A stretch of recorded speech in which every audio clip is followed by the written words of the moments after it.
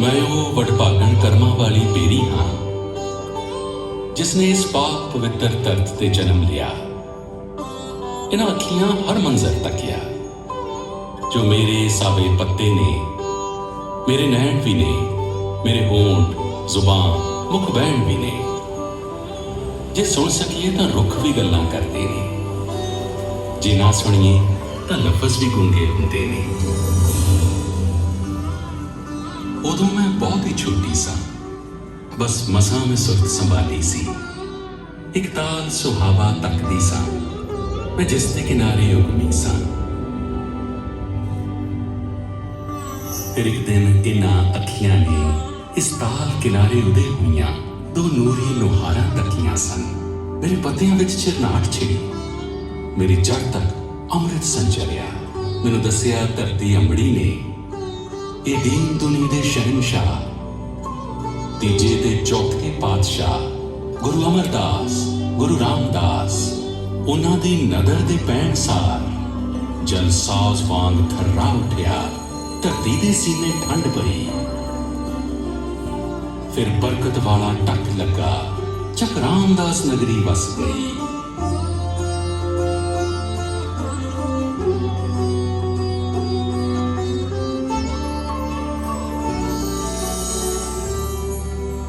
फिर गुरु पिता दी नगरी नूं गुरु अर्जन इउं सत्कारिया सी जिउं सुपना उगमे नैना चों जल विच हरिमंदर उसारिया सी। धरती बैकुंठ उतारिया सी ते मियां मीर फकीर कोलों संगे बुनियाद रखाया सी। बाबा बुड्ढा जी दे सीस उत्ते मैं सावियां पक्खियां चलियां सन, जिन्हां दी नजर सानी अंदर हरिमंदर साहब उसारिया सी।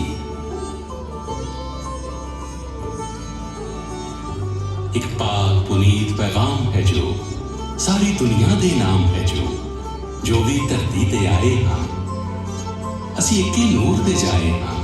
ना जात पात दा रख रखाव, ना मजहब धर्म दा भेदभाव, सब फर्क वितकरे भुल्ले सन। चौकुंटां वल चौं वर्ना लई चारे दरवाजे खुले सन। फिर वो दिन चढ़िया जिसदा दृश्य मैं उच्ची हो तकिया सी। बाबा बुड्ढा जी दे सीस उत्ते जो नूर जहान दा टिकिया सी। गुरु अर्जन पंचम पातशाह उस उपर चवर चलाउंदे सन। उन्हां दे पिछे पिछे ही श्री आदि ग्रंथ दे लिखनहार भाई गुरदास जी आउंदे सन। जद आदि ग्रंथ दा प्रथम दिवस हरिमंदर विच प्रकाश होया, कुछ होर हुई धरती सावी, कुछ नीला होर आकाश होया। जद रात पई तां इउं लग्या तारे चुकाए देखण लई, इस दर ते मत्था टेकण लई।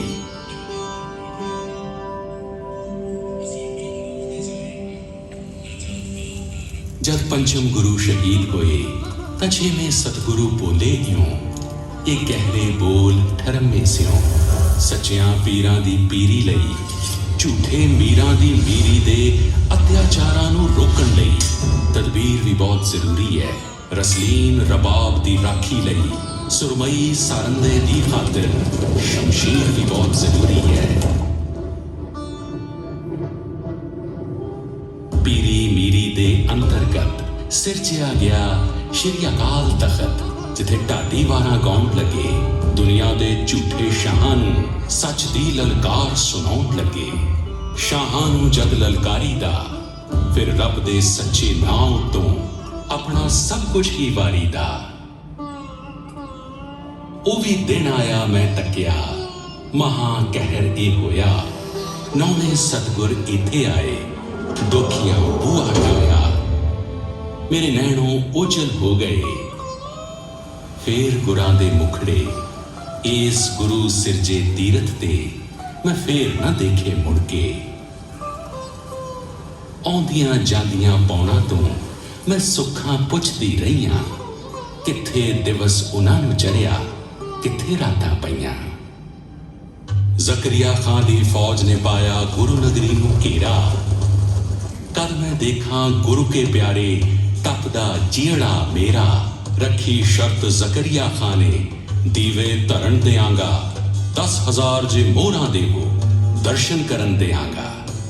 ਕੁਝ ਦਿਨ ਗਏ ਤੇ ਖੁੱਲ ਗਿਆ ਅਸਲੀ ਭੇਤ ਜ਼ਕਰੀਆ ਖਾਂ ਦਾ। ਇਕੱਠੀ ਕਰਕੇ ਸੰਗਤ ਉਹ ਕਤਲਾਮ ਸੀ ਕਰਨਾ ਚਾਹੁੰਦਾ। ਭਾਈ ਮਨੀ ਸਿੰਘ ਵਰਜ ਦਿੱਤੀ ਸੀ ਆਮਦ ਸਿੱਖ ਸੰਗਤਾਂ ਦੀ, ਤੇ ਨਾਲ ਹੀ ਰੱਦ ਕਰ ਦਿੱਤੀ ਸ਼ਰਤ ਜ਼ਕਰੀਆ ਖਾਂ ਦੀ। ਜ਼ਕਰੀਆ ਖਾਨ ਨੇ ਕਿਹਾ, ਜੱਲਾਦੋ ਤੁਸੀਂ ਪੋਟਾ ਪੋਟਾ ਕਰਨਾ, 10,000 ਮੋਹਰਾਂ ਦਾ ਲੇਖਾ ਤੁਸੀਂ ਟੋਟੇ ਕਰ ਕਰ ਭਰਨਾ। ਰੋਮ ਰੋਮ ਵਿੱਚ ਰਮੀਏ ਬਾਣੀ, ਕੀ ਕਰ ਲੈਣਗੇ ਟੋਟੇ। ਭਾਈ ਮਨੀ ਸਿੰਘ ਨੇ ਦੱਸਿਆ ਕਿਵੇਂ ਅਜਰ ਨੂੰ ਜਰਨਾ।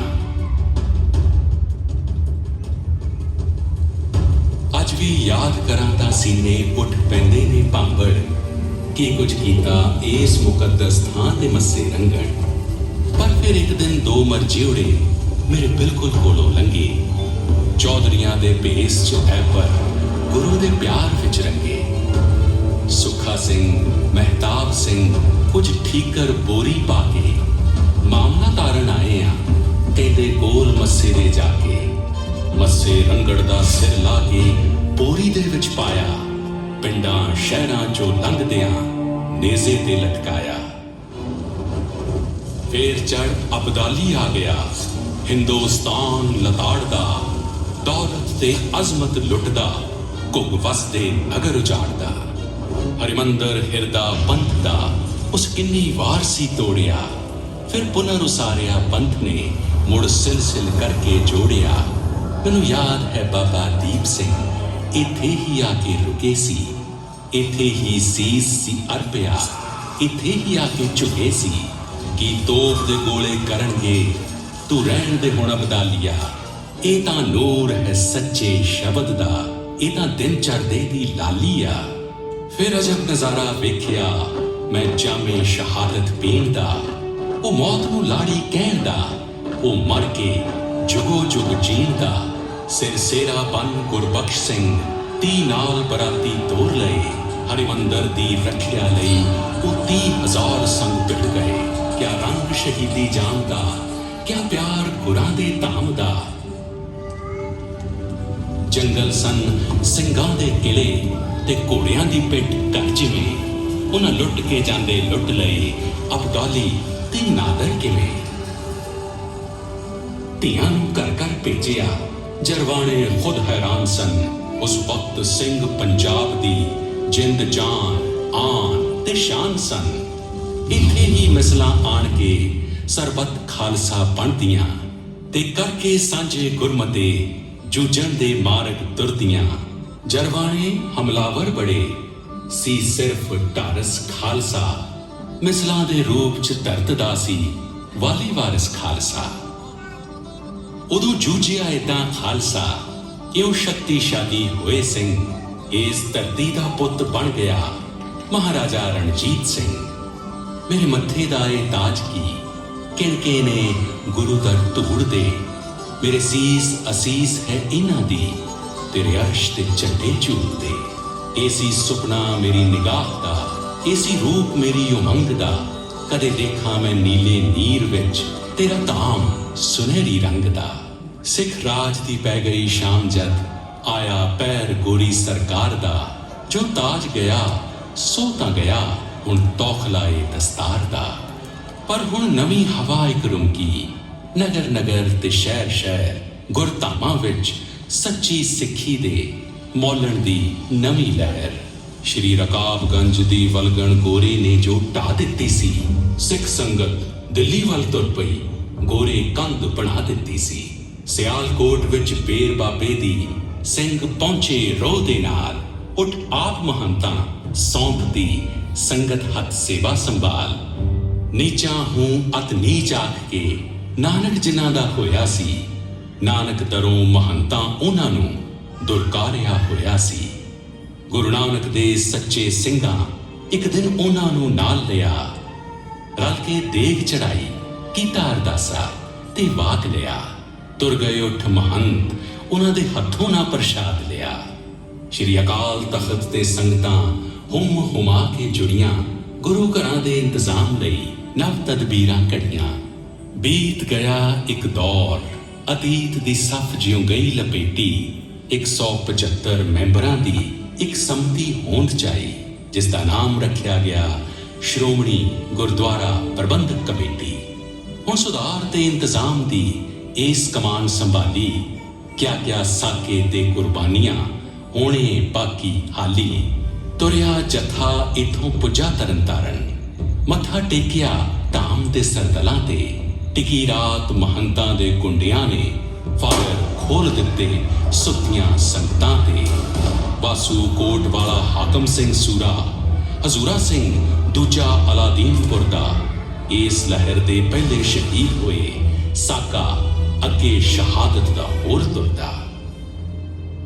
ਉਹ ਜੋ ਥਾਂ ਹੈ ਡਿਉੜੀ ਦੇ ਪਾਸ ਬਿਲਕੁਲ, ਉਥੋਂ ਜਥਾ ਨਨਕਾਣੇ ਨੂੰ ਚੱਲਿਆ ਸੀ। ਜਨਮ ਧਾਮ ਜਿਹੜਾ ਪ੍ਰਥਮ ਪਾਤਸ਼ਾਹ ਦਾ ਨਿਰੰਜਨ ਦਾਸ ਮਹੰਤ ਨੇ ਮੱਲਿਆ ਸੀ।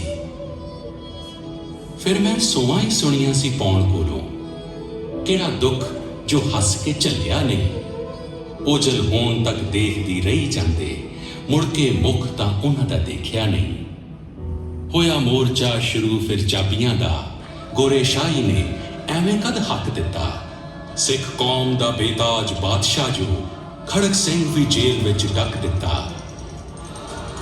ਜੇਲਾਂ ਮੁੱਕ ਗਈਆਂ, ਜਥੇ ਨਹੀਂ ਮੁੱਕੇ, ਆਖਿਰ ਗੋਰੀ ਸਰਕਾਰ ਵੀ ਚਿੱਤ ਹੋਈ। ਭੇਜੀ ਤਾਰੇ ਮਹਾਤਮਾ ਗਾਂਧੀ ਨੇ, ਸਾਡੀ ਜੰਗ ਅੰਦਰ ਪਹਿਲੀ ਜਿੱਤ ਹੋਈ। ਲੰਗਰ ਵਾਸਤੇ ਲੱਕੜ ਕੱਟਦੇ ਸਨ ਸਿੰਘ ਆਪਣੇ ਗੁਰੂ ਦੇ ਬਾਗ ਲਾਗੇ, ਲਾ ਕੇ ਚੋਰੀ ਦਾ ਐਵੇਂ ਇਲਜ਼ਾਮ ਝੂਠਾ ਗੋਰੇ ਪੁਲਸੀਏ ਪਕੜ ਲੈ ਗਏ ਆ ਕੇ। ਕਾਹਦੇ ਬਣੇ ਸਨ ਬੋਤੇ ਬੰਦਿਆਂ ਦੇ, ਸੱਚੇ ਨਾਮ ਬਾਜੋਂ ਇਹ ਕੁਝ ਬੋਲਦੇ ਨਹੀਂ। ਸਹਿ ਕੇ ਚੋਟ ਤੇ ਚੋਟ ਨਾ ਸੀ ਕਰਦੇ, ਵੇਖਣ ਵਾਲੇ ਤਾਂ ਡੋਲਣ, ਇਹ ਡੋਲਦੇ ਨਹੀਂ। ਝੁਕਣਾ ਪਿਆ ਫਰੰਗੀ ਨੂੰ ਅੰਤ ਲੋਕੋ, ਕੋਈ ਹੋਰ ਬਹਾਨਾ ਨਾ ਉਜਰ ਬਚਿਆ। ਉਧਰ ਲਾਈਨਾਂ ਤੇ ਲੇਟ ਕੇ ਰੋਕ ਗੱਡੀ, ਪੰਜਾ ਸਾਹਿਬ ਵਿੱਚ ਨਵਾਂ ਇਤਿਹਾਸ ਰਚਿਆ। ਵਰੇਗੰਢ ਨਨਕਾਣੇ ਦੇ ਮੋਰਚੇ ਦੀ, ਜਥਾ ਚੱਲਿਆ ਸੀ ਸ਼੍ਰੀ ਅਕਾਲ ਤਖਤ ਤੋਂ। 30,000 ਸੰਗਤ ਇੱਥੇ ਜੁੜੀ ਹੋਈ, 500 ਸਿੰਘਾਂ ਦਾ ਜਥਾ ਤੁਰਨ ਲੱਗਾ।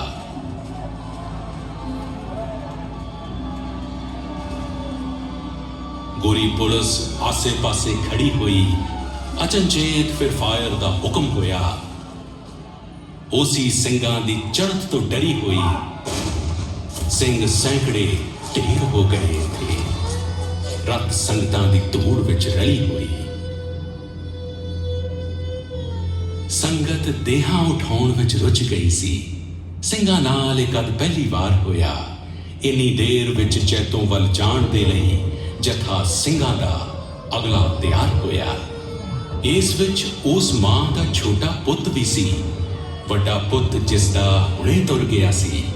ਤੈਨੂੰ ਕਿਸ ਲਈ ਪੁੱਤਰਾ ਲੁਕੋ ਲਵਾਂ ਮੈਂ, ਤੂੰ ਵੀ ਉਸੇ ਸਤਿਗੁਰੂ ਦਾ ਬਖਸ਼ਿਆ ਸੀ। ਪਰਖ ਕਸੌਟੀਆਂ ਹਾਰ ਗਈਆਂ, ਉਹਦੇ ਪਲੜੇ ਨੂੰ ਉੱਠਣਾ ਹੀ ਪਿਆ। ਆਖਿਰ ਪੱਕਿਆਂ ਕਾਗਜ਼ਾਂ ਤੇ ਐਕਟ ਗਿਆ ਲਿਖਿਆ, ਗੋਰੇ ਸ਼ਾਹੀ ਨੂੰ ਝੁਕਣਾ ਹੀ ਪਿਆ ਆਖਿਰ। ਵਾਰ-ਵਾਰ ਅਜ਼ਮਾਉਣ ਨੂੰ ਸਿਦਕ ਸਾਡਾ, ਸਾਨੂੰ ਪਰਖਿਆ ਏ ਕਿੰਨੇ ਦੁਖੀਆਂ ਨੇ। ਲਾਟਾਂ ਜਗਦੀਆਂ ਨੇ ਕਿ ਬੁਝ ਗਈਆਂ, ਸੀਨੇ ਵਿੰਨ ਕੇ ਦੇਖਿਆ ਗੋਲੀਆਂ ਨੇ।